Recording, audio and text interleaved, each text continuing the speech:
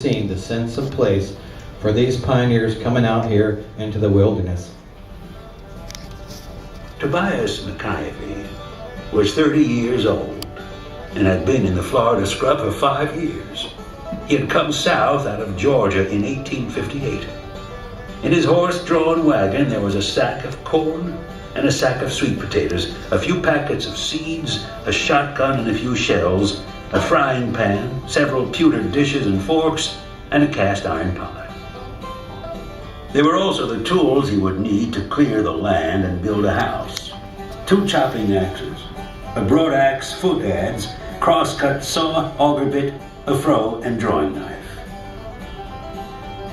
His wife, Emma, 5 years younger than he, held the baby as gently as possible as the wagon bounced over an old Indian trail that skirted to the east of the Okefenokee swamp and then turned due south. Tobias had owned 40 acres of red Georgia clay, which he tried to farm and failed. When he sold the cabin and land, he had enough money to buy only what was in the wagon.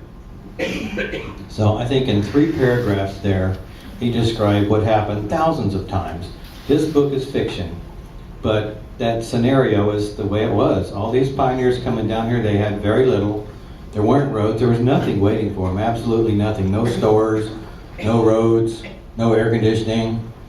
And they even had to hew the logs to make their own homes. They couldn't go over to Home Depot and buy wood, you know. So it was really tough for them. And so I think that happened, that scenario happened thousands of times as these guys came down here.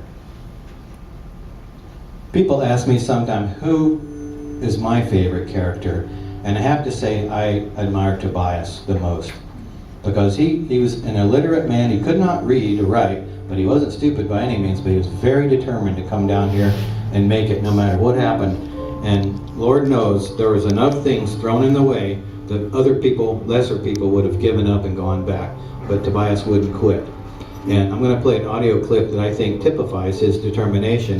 This is him talking to his wife Emma after their cabin had been burned.